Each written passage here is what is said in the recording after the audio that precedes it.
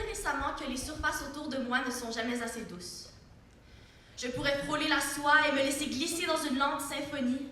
Laisser le doux solfège caresser mon ouïe, mais mes mains resteront sanglantes.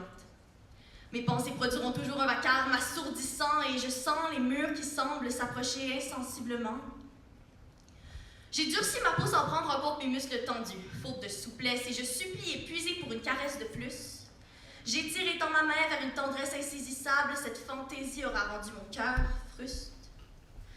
Tout a commencé quand j'étouffais sur le miel coulé dans ma gorge, mes mots collants d'un optimisme décadent, victime de ma propre dent sucrée, et que j'attirais les mouches par mes morales et paroles régurgitées. Ces insidieux insectes m'ont consommé de l'intérieur, et ma forteresse de confiance s'est défaite sans même être esquissée, puis les théories exponentiellement dévastatrices se sont encaissées au point où chaque action est calculée au quart de tour, frissonnant à l'idée d'un confort mal placé, résultant sans doute en une catastrophe de jugement non fondé où j'avancerai à tâtons dans le mépris de l'autre sans savoir que je parle au conditionnel.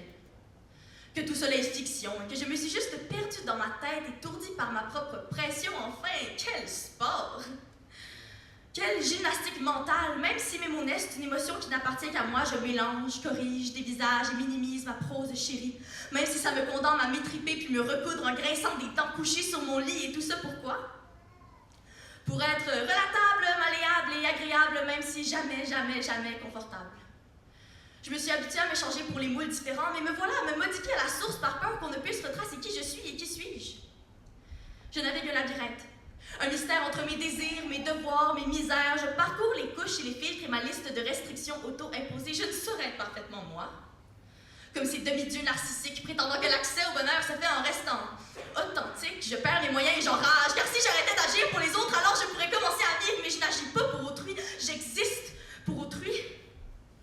Sous les couches et les filtres qui déconstruisent et remodèlent mes pensées, il n'y a plus beaucoup de place pour la lumière autrefois fine qui me définit, car je suis un produit manufacturé et satisfaction garantie.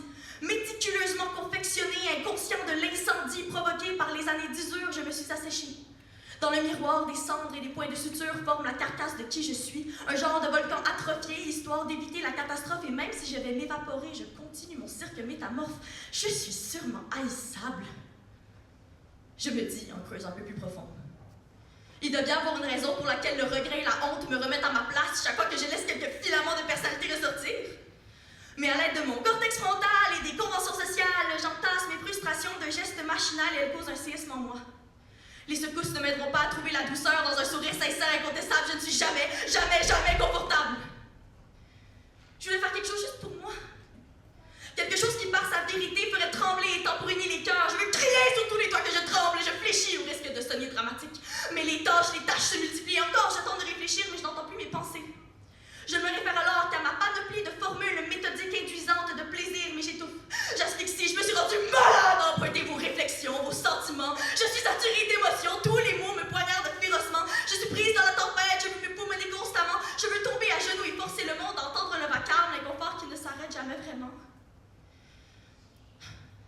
Hélas, je me résigne et laisse les mots brûler ma langue. Je suis restreinte et les flammes caressent ma trachée. Je me suis cousue pour étouffer le feu, mais je suis presque complètement entamée, jusqu'à ce que la lave s'échappe de mes pores et me consume. Je ravale et ravale encore les braises dans mon ventre, même si la fumée me sort des oreilles, car je suis chaleureuse après tout, n'est-ce pas? Je souris toujours, n'est-ce pas?